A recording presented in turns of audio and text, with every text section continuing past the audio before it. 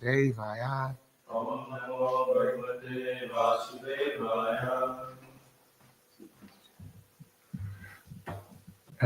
So this is an auspicious day on the Vaishnava calendar.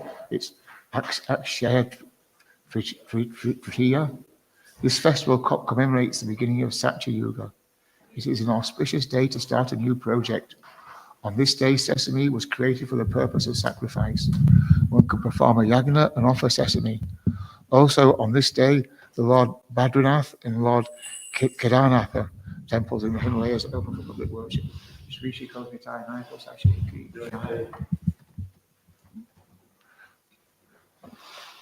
just read one of them all three.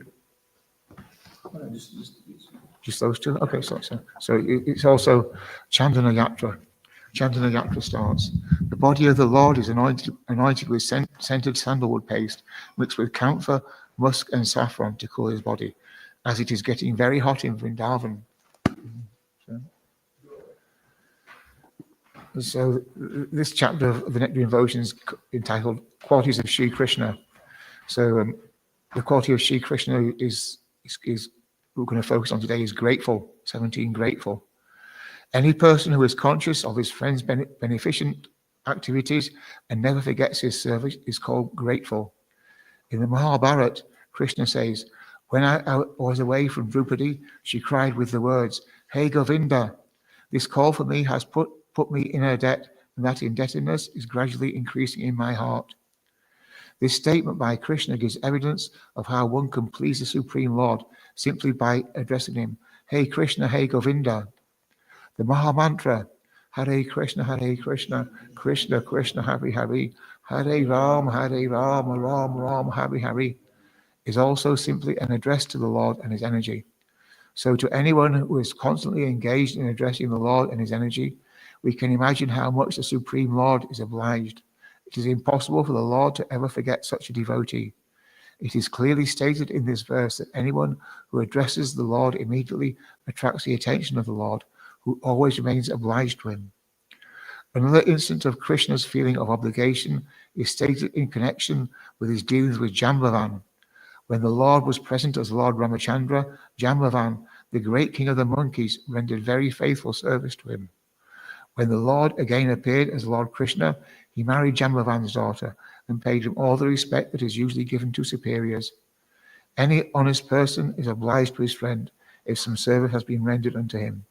Since Krishna is supreme honest personality, how can he forget an obligation to his servitor? Shri Bhakti Rasamata Sindhu Ki Jai.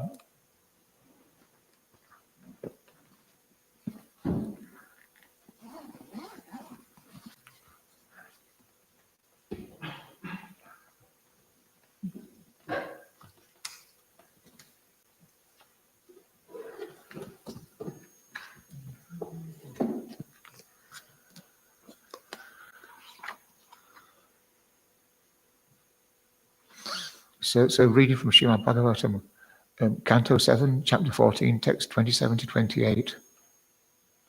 Ata Deshan Pravakshayami Ata Deshan Pravakshayami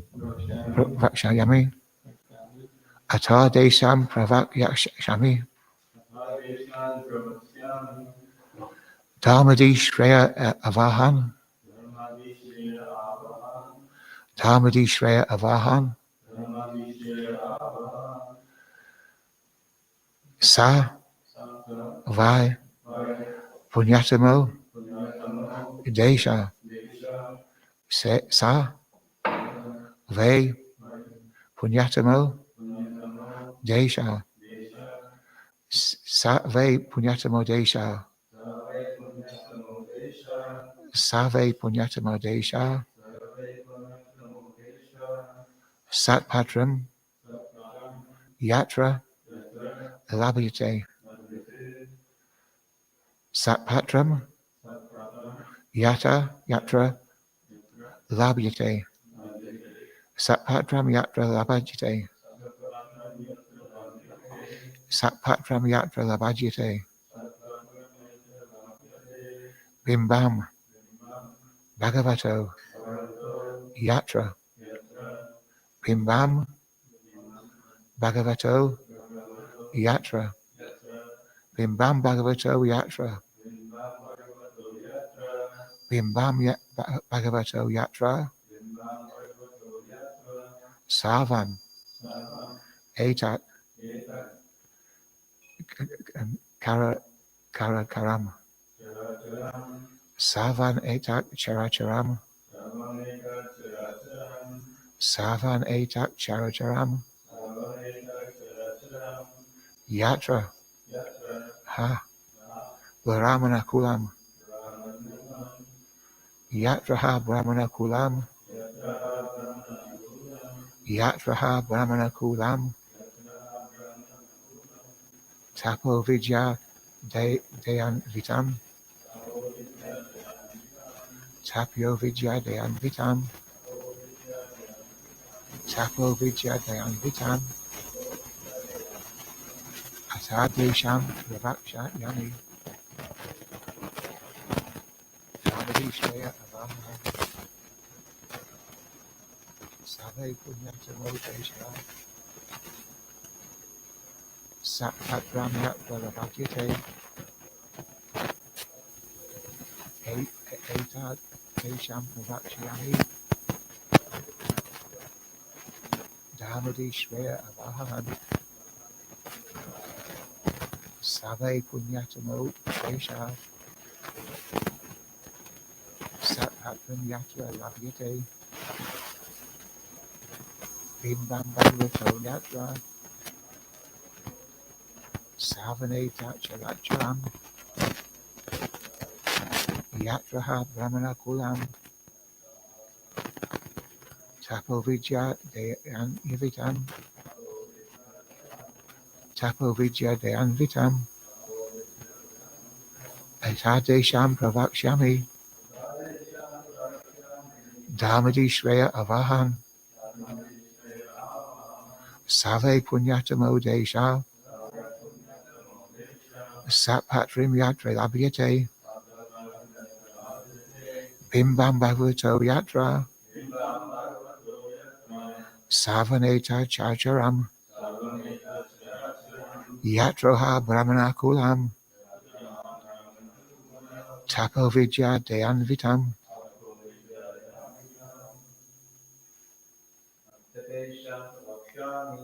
Atadesham Pravakshami. Dhamadi Shreya Avahan. Save Punyatamo Desha. Sapatrim Yatra Labhyate. Bimbam Bhagavato Yatra. Savaneta Characharam. Yatraha Brahmana Kulam. Tapo Vidya Dayan Vitam.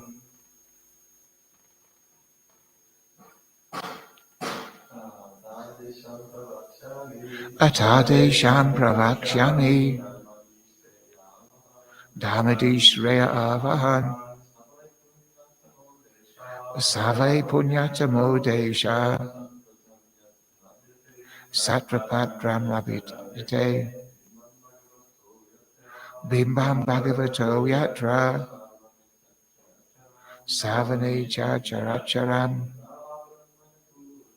Yatraha Brahmana Kulam.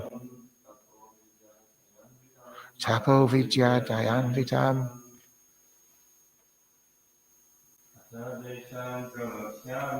Etadesham Pravakshami. Dhamadi Shreya Avahan. Save Punyatamo Desha. Satpatrim Yatra Labhyate. Bimbam Bhagavato Yatra. Savane Characharam. Yatraha Brahmane Kulam. Tapo Vidya Dayan Vitam. So I'll go through the word for word now. So Ata, thereafter. Deshan, places. Pravakshyami, I shall describe. Dharma Adi, religious performances, etc. Shreya, auspiciousness.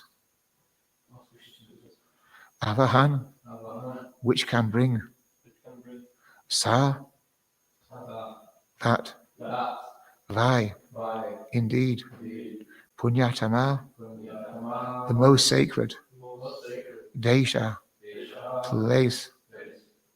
Satpatram, a Vaishnav. Yatra, wherein. Labhyate is available. Bimbam, the deity in the temple. Bhagavata, of the Supreme Personality of Godhead, who is the support. Yatra, where. Sarvam etat, of this entire cosmic manifestation. Chara Acharam, with all the moving and non-moving living entities. Yatra, wherein. Ha, indeed. Brahmana Kulam, association with Brahmanas. Tapa, austerities.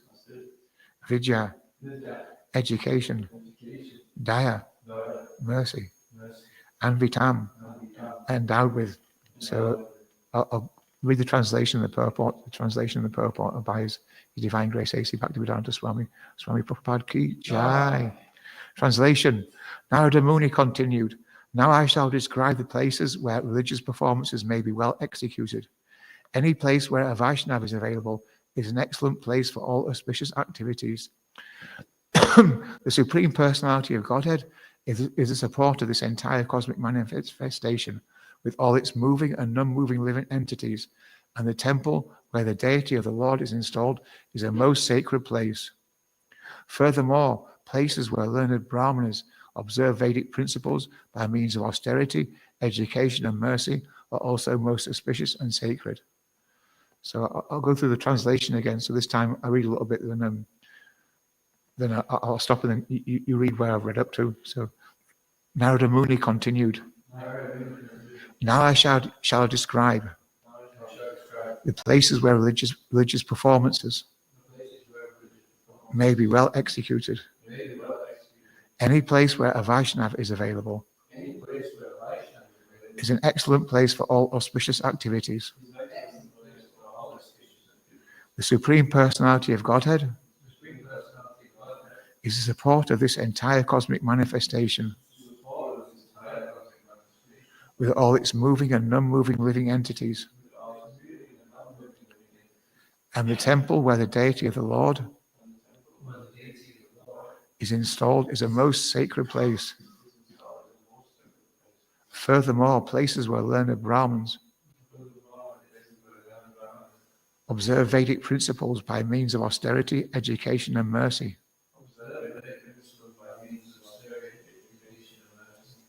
are also most auspicious and sacred.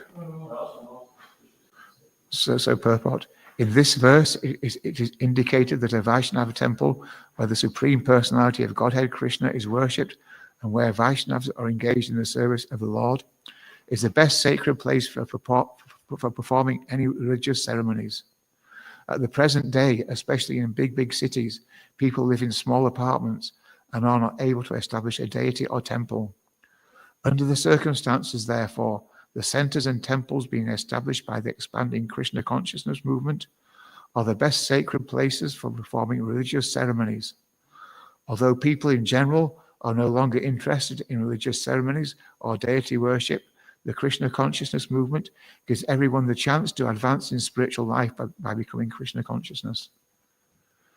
Omagana Timirandasya Jana Jana Salakaya Chakshuram Litanyena Tasmai Shigura Nama Namo Om Vishnu Padaya Krishna Prastaya Bhutali Shmati Bhaktivedanta Swami Namane Namaste Saraswati Devi Gauravani Pracharane Nirvashesa Sanyavadi Prachanda Satarane Jai Shri Krishna Chaitanya Prabhu Shri Advaita Gadara Shri Vasadi Gaura Bhaktavinda Hare Krishna Krishna Krishna Hare Hare Ram Hare Ram Ram Hare Hare.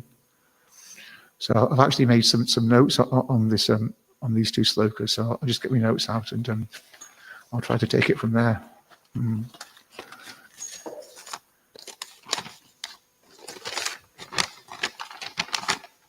So my notes start off by saying, I used to be a materialist, but I found that it didn't make me happy. So, well, yeah, I can obviously see why being a materialist wouldn't make anybody happy, because, you know, in the material concept, you're always thinking of when I get this object or that object, I'll be happy. People are going around saying, oh gosh, I need this coat for going out in, and it's, you know, it's £500 and I've only got £100 so far, so I'm trying to save up, and when I get this coat, I'm going to go out and be really happy, and, you know, all the girls are going to be attracted to me. But yeah, so like I say, being a materialist isn't really the way to happiness, everlasting happiness. Everlasting happiness takes place on the spiritual platform. This is because on the spiritual platform, we become linked to Krishna. Krishna's body is Satchidananda Vigraha. That means full of knowledge, bliss, and eternity. So these three qualities, the knowledge, bliss, and eternity, they can't be found on the material platform at all. You know, so you've got the materialists who are going around, you know, trying to search after things that will make them happy, but, you know, they're actually doing from the outstart. You know, they're saying, I'm going to be happy when I get this, but happiness is in the here and now. You know, we should be happy already without all these things to buy from the shops and what have you. So more scientifically, we can definitely say that before we come to Krishna consciousness, we're situated on the external energy of Krishna. Krishna's got three energies: the external, the internal, and the marginal. Now, the external energy is also known as illusory energy. It includes Maya. The internal energy is his spiritual energy, and the marginal energy is where the living entity is situated. It's called marginal because they can either be in the external energy or on the internal energy. So before we come to Krishna consciousness, we'll be situated on the external energy of Krishna. But when we start off in Krishna consciousness, you know, we do a little bit of chanting, you know, we attend kirtans, we eat some prasad, you know, so very quickly we change to being situated on the internal energy of Krishna. You know, I was thinking at one time that, you know, before I came to Krishna consciousness, I wasn't really too happy. But after I switched to going to the Namahatta in Leeds a few times, I became situated on the internal energy of Krishna, which is guaranteed happiness. But besides that, you know, there's also this is also to be taken into account that the people who are situated on the external energy of Krishna, they'll be eating all kinds of nonsense. You know, they'll even include meat in the diet, whereas on the internal energy of Krishna, it's a spiritual energy. So, so the food that we eat can be offered to Krishna and imbued with spiritual energy. So I usually include at least one saying from Chanyaka Pandit in my classes. So I was looking through the little book of Chanyaka Pandit's sayings, and I came up with this one. Chanyaka Pandit is saying, it's better to have one qualified son or disciple than to have hundreds of fools and rascals. So to speak on that little saying a little bit. So Chanyaka Pandit is described as being the supreme moral and political authority on all matters by Srila Prabhupada. Srila Prabhupada often quotes Chanyaka Pandit's sayings in his writings, in his purports. So obviously it's better to have one qualified son or disciple than to have hundreds of fools and rascals.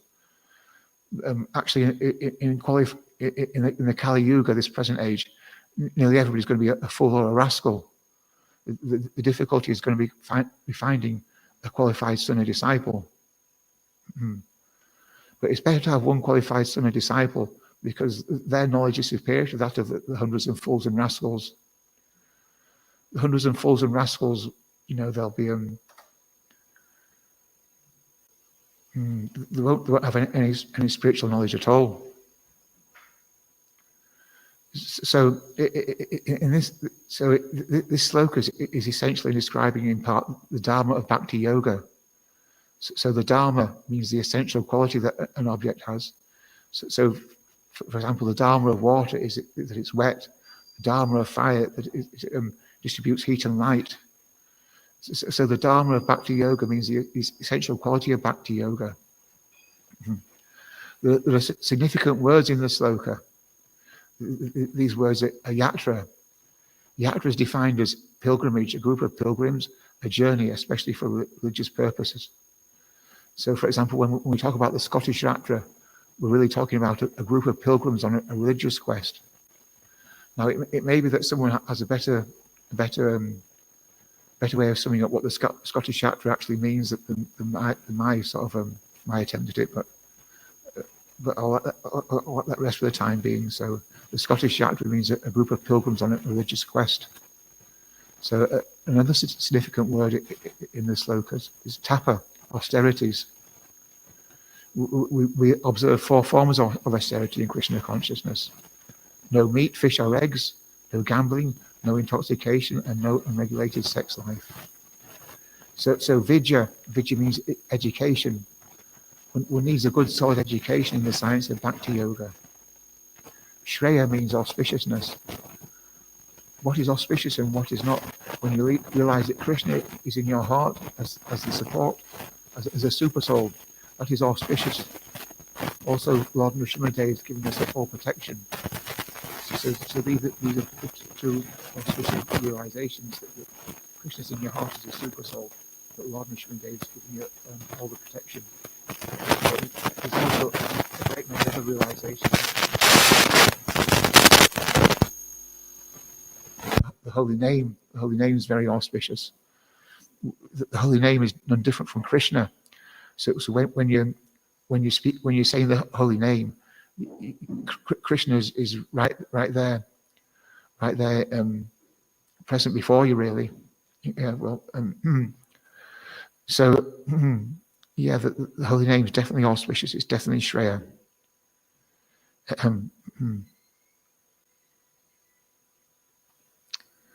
So I like this bit about Krishna being the support of this entire cosmic manifestation. The support. If there was no support, everything would just fall apart, collapse. There'll be no order, total collapse. So we can perhaps see that in our everyday life, because we have this beautiful cosmic manifestation of the solar system with all the planets and the moon and what have you. And this cosmic manifestation is being supported by Krishna. If Krishna wasn't in the cosmic manifestation, there'd just be chaos. It would just be, well, it would be the end of the world, basically. Yeah, there will be no order. Everything will collapse. So, like I say, I like the bit about Krishna being the support of this entire cosmic manifestation. It reminds me of this sloka from the Bhagavad Gita, Bhagavad Gita 7:7. O conqueror of wealth, there is no truth superior to me. Everything rests upon me as pearls are strung on a thread. So does anybody know the translation for that sloka? Would anybody like to give me the translation?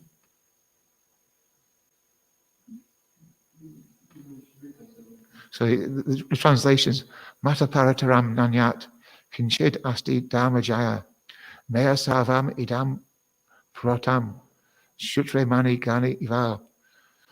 So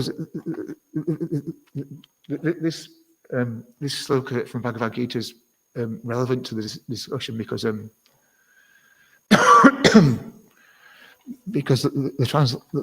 translation of the sloka is that everything rests upon me as pearls are sprung on a thread.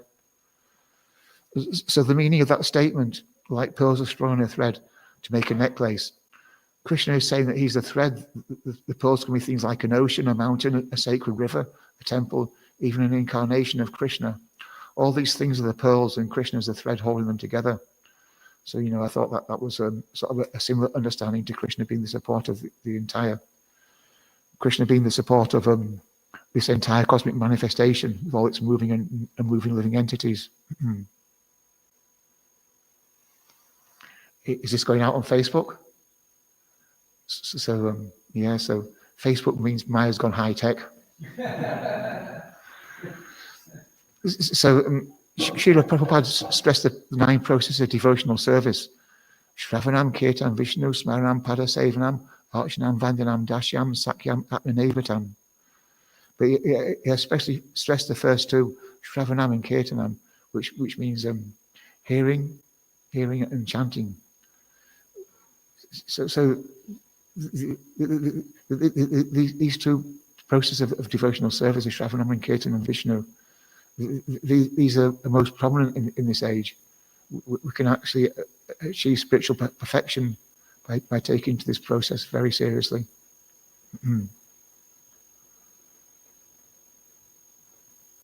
So I'd also like to point out that the conditioned soul is bewitched by Maya, which leads them to try and lord it over the laws of material nature.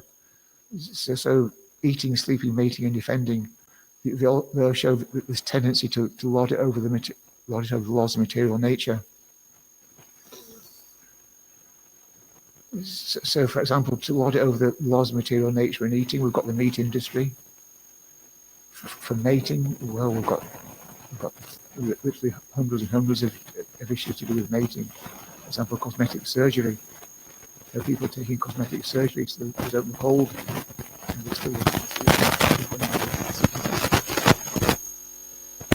So we can see that isn't how the law of material nature would work.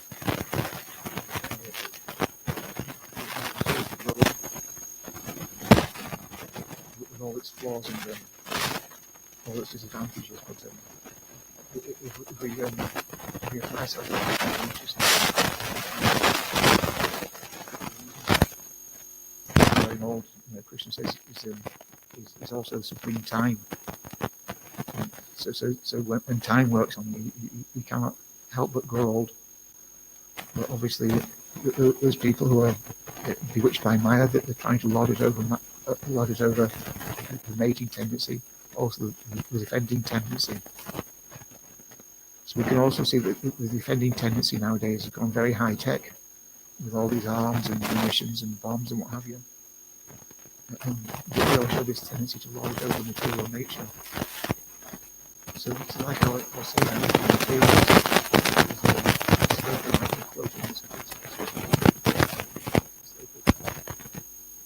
Sabapardi, Tatpavena, Nimala, Rishikesh, Rishikesh. Take down back to Uchite. The purpose of the sloka is that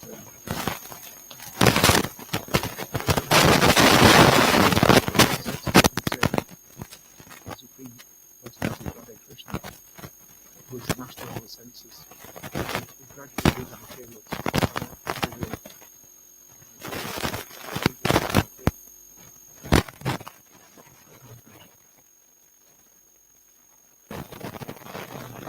we lose our don't quite think at the moment, but we gradually become free from our material conditioning. And we also gradually use our I'm a bit stuck here, so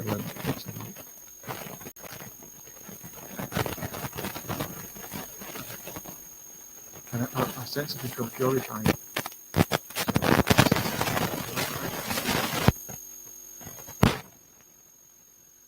So it's important to be free of material designations, because people are identifying themselves by the material designations. In Scotland they'll say I'm a Celtic fan, I'm a Rangers fan, I'm a Dundee United fan, I'm a Motherwell Academicals fan, but these things that people are describing themselves by artificial constructs.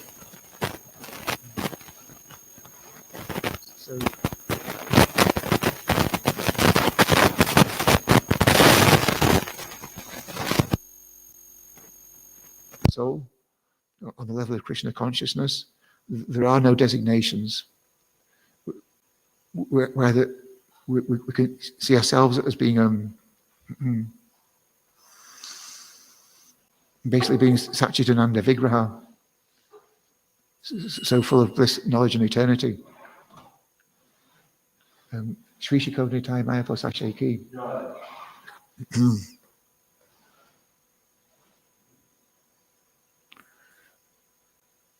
So Krishna's transcendental body is pure knowledge, eternity, and bliss. We also have this. We also have knowledge, eternity, and bliss in a small amount in our bodies. Not as big as Krishna's, but we also have we're also Satchitananda Vigraha to a lesser extent than Krishna. So why is it important not to view yourself as a Celtic fan? Because at the moment of death, all these designations will become temporary.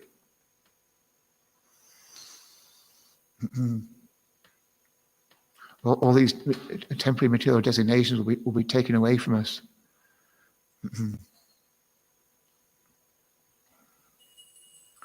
So I'll just quote another sloka here. Raja Vija Raja Guyam. Pavitram idam uttama, pataka sangam damyam, sisukam kartam aviyam.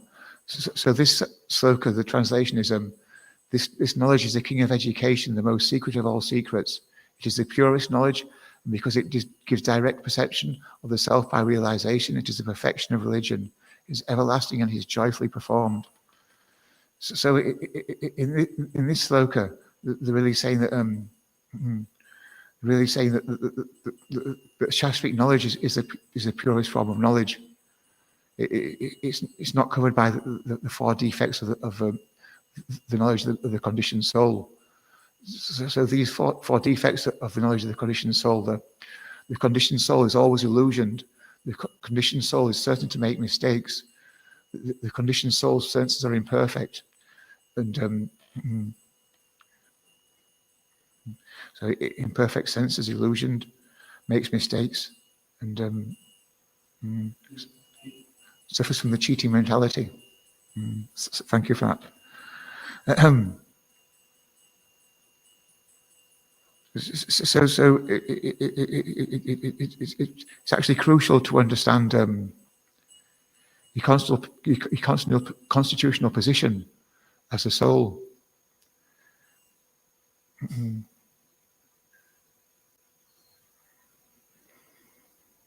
Yeah, I'm getting a little bit stuck here actually, but I'll try and make a few points.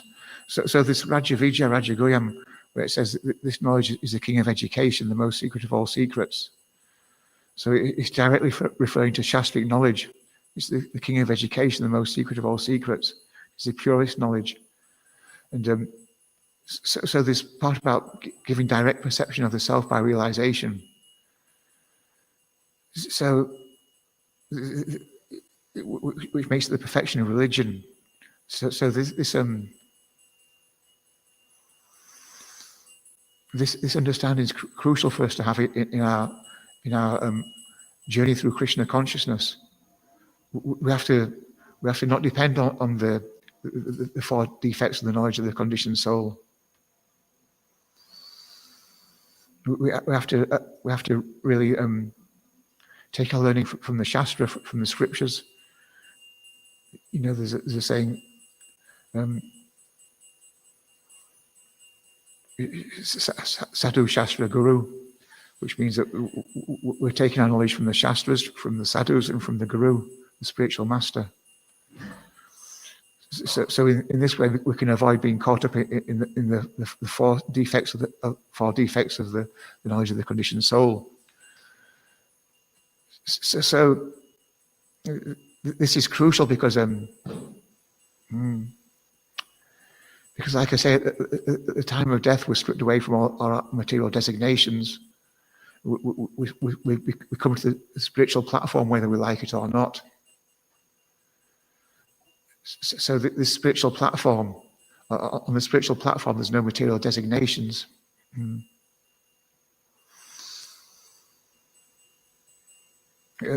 the spiritual platforms are true identity. It's a true reality of the soul. So I'll just try and pass on a little bit to Srila Prabhupada often talks about the last snare of Maya, and he's often talking about the last snare of Maya, and the last snare of Maya is to think yourself as being on an equal footing with Krishna or God. The last snare of Maya is to consider yourself as being on an equal level as God. It started me thinking about, if that's the last snare of Maya, what's the first snare of Maya? So I came up with this idea that the first snare of Maya is to think that there's no God.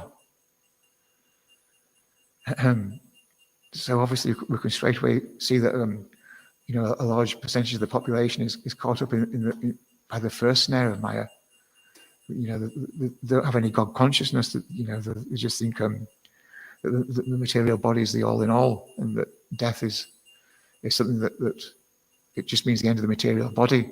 Whereas in Krishna consciousness, we're saying that we've got a spiritual dimension, and that on death, the spiritual dimension becomes more prominent.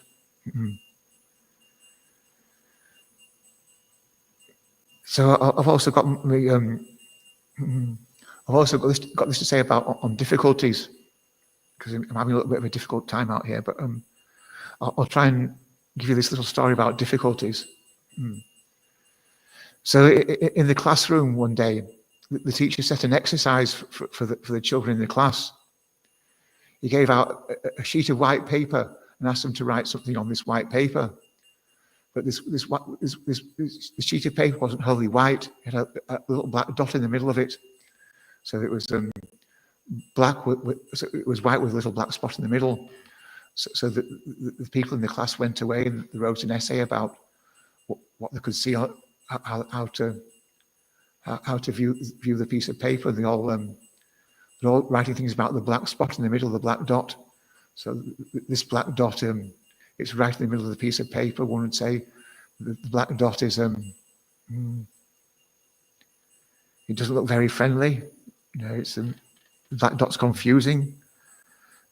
So whenever he handed the piece of writing in, the teacher looked through and said, "You've all written about the black dot in the middle of the paper. I didn't want you to do that because the black dot represents difficulties. The black dot in the middle of the paper represents difficulties." So sometimes we're so bewitched by difficulties that we just can't see anything else but difficulties. So what this means is that the black dot has grown and taken over the whole of the sheet of paper. What the teacher actually wanted the pupils of his class to do was write something on the white piece of paper. Ignore the black dot, because the black dot represents difficulties. The black dot represents struggles and confusion and difficulties, really. So we can see how this is in everyday life. We can be so bewitched by difficulties that we can't see any of the white paper.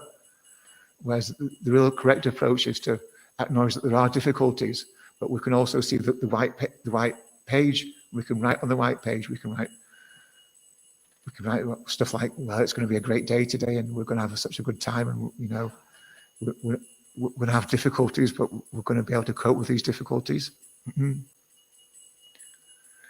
So that's the analogy of the black dot in the middle of the piece of paper. I think it's quite a good one, but obviously I haven't presented it as well as I could have done.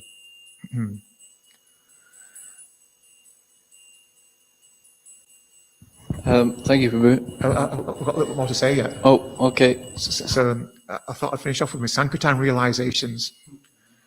So one of my main Sankirtan realizations is that there's always somebody worse off than you. Yeah, we can see it very clearly in life that sometimes we're going to feel unfortunate, sometimes we're going to feel like, we're going to feel lonely and we're friendless, but there's always going to be somebody worse off than you. There's going to be somebody who's disabled, somebody who's blind, somebody who's deaf, what have you. People have got so many problems, and if we could just rise above these problems and just get on with what we're supposed to do, we're going to have we're not going to be sort of struggling with difficulties. We're going to be able to do the day's mission even You know, when you go out on Sankirtan, you're on a mission. You know, you're out there to reach as many people as possible. But if you're just going around feeling sorry for yourself and thinking that everything is so unfair, you know, you're not going to be able to do it so well. So I always say there's always somebody worse off than you. You know, if you're going door to door, you'll see old people. You know, some of these old people, they're obviously, you know, a classic old person that you meet on Sankirtan is a widower living in a really neat and tidy house. You know, her husband's gone; she's just there all on her own. You know, she's got pictures of the children who are grown up and everything, but she's really in a terrible way. You know, she's just there trying to face up to all of life's difficulties just on her own. You know, she must be really sort of desperate for help, really. Yeah. When you grow older, you're going to get all kinds of infirmities and diseases and, you know, all the nasty things that you didn't get when you were younger. These are going to be weigh down on you pretty heavily. And like I say, there's people who are in wheelchairs and what have you. But, but I've got a couple of postscripts to my Sankirtan realizations. The first postscript is when I went to India, and I saw the state of Krishna consciousness in India. So it's my guess that, you know, a lot of these Indian people, we've got far more material comforts, material assets than these Indian people. But these Indian people, you know, they're just so pucker about Krishna. You know, they're so up to the top of their heads about Krishna consciousness. You know, they're so enthusiastic and everything like that, and they're really applying themselves, and obviously they're getting all the blessings that they can get. So, yeah, you go to somewhere like Mayapur, and, you know, you're seeing thousands of Indian devotees, and all these Indian devotees, they're just cramming into the temple, and, you know, they're always having a great time in Krishna consciousness. You know, despite the drawbacks, they're having a great time of it. But I've also got a second postscript about me on Sankirtan realizations, and that's when I spent some time on Buchanan Street on a Saturday recently. So that my Sankirtan realization is that there's always somebody worse off than you. Yeah, we can see there's people worse off than us on Buchanan Street, for example. There's the beggars, and there's the homeless, and, you know, some of these homeless people are obviously a little bit dodgy. You know, they're just you know, you see them week in, week out. They're always just sat down with a sign, you know, saying, do something for me, but you know, they're not getting a great time of it from the people who are passing them by. But like I say, we can very easily see that there's people worse off than us on Buchanan Street. But the mood of Buchanan Street, it's not to sort of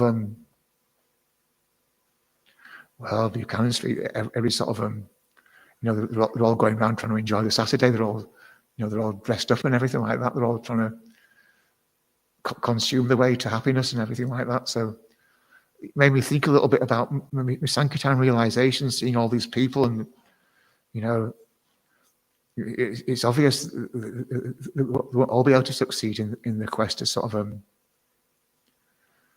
to find happiness. So, you know, it brings us into the picture a little bit. So you know, that's my Sankirtan realization. Obviously, it's a little bit flawed, but that's it. So that's the end of my class. So if anybody's got any questions or realizations or comments?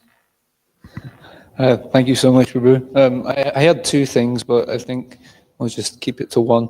It's more of a reflection. So in the verse, it's talking about how a Vaishnava, wherever a place is, a Vaishnava is available, it's an excellent place for auspicious activities. And I was also reflecting on it yesterday, but I'm reflecting on this verse about Vidura, where they talk about, you know, the devotee is a holy tirtha personified. He carries Krishna in his heart. So I was thinking, you know, when the Vaishnavas are on the street and they're available, that the street also becomes a holy tirtha. And we're purifying the street. Maybe not myself, but like Raina say, yourself, you know, you're purifying the houses as you're going around, you know. So it's like the Vaishnava's duty to be on the street, purifying the atmosphere, just being there. And then what to say if you give someone a book as well, right? So yeah, that was one thing I was thinking. Anything you want to share from that? Anything, yeah. Any thoughts? No, just say that's a really good comment. Thank you. So, Okay. I'll just share the other one. So, you're talking about difficulties and made me think about one thing that I heard once. I can't remember who said it. It was one class I was listening. So they were saying that as much as we think about our problems, we can pray to the deities about those problems and let them know. And then we'll find that they all just fly away. So spend the same amount of time that we think about them, praying to the deities. There's still something I need to practice, but I just thought I'd share it with everyone. Hare Krishna. thank you. Does anybody else have anything? Thank you for your question. I was just reading yesterday also about like the analogy about the dot, the black dot, in the middle of the page, and I think it also kind of relates to, so the black dot can be represented as the things we are concerned about, and then the white place is things we have influence over. So it's like maybe if we just too focus on this dot, it becomes bigger. So so we just concern about the different things that we don't have influence on. But if we can see that we have so much space to actually we can we develop inside. There's so many opportunities for the self growth. But we can see maybe in this modern age, people are more concerned about what's going on the other side of the fence, or politics and so forth. But there's such a big world inside of us that we do have influence on. How do we react to things and things like that. So something like that, if that makes sense. Yeah, definitely. Anything online? Okay, great. Well, if nobody's got any more comments or questions, it's okay. Maybe just one question. At the beginning you mentioned about the it's better to have like one good disciple than a lot of fools and rascals. Is that in some way also maybe relates to when we distribute books? It's like having like a nice contact rather than just giving out all the books. Is that I think so. Yeah. Can you make a It's one of those. Yeah, Chanyaka Pandit is saying all kinds of things, really, isn't he? Saying that the beginning of true wisdom is to see others people's wives as the mother. See that anybody's wife as being your mother. To see people's belongings as being no better than the garbage out in the street, and to treat everybody as you would like to be treated for yourself. That's just one of the things that he's saying. Is is just a gold mine of shastric wisdom. He also says one about it's about Lakshmi Devi. It's where there's no quarrel between man and woman, where foodstuffs are kept very carefully. And oh gosh, this is the third part of it. No, I can't think of the third part at the moment. Well, he's saying where there's no quarrel between man and woman, where foodstuffs are kept very carefully, and where a rascal is not worshipped, there the goddess of fortune is always present.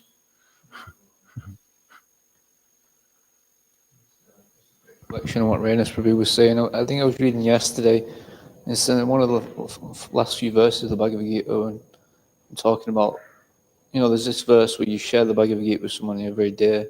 But it actually says when you share the Bhagavad Gita with a devotee, it doesn't just say anyone, So Prabhupada kind of makes a few comments like, sometimes devotees will hold like open Gita classes where everyone's invited, And I think there's some comments about envious people, So like we can share with everyone like the books, but not with envious people, Because, like not everyone's going to be a devotee, but at least, they're not envious and they're not like atheistic,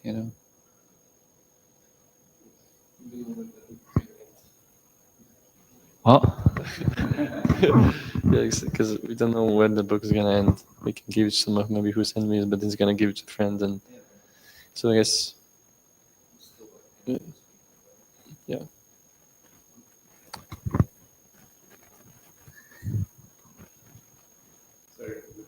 So, Grantaraj Srimad Bhagavatam Ki Jai. Jai.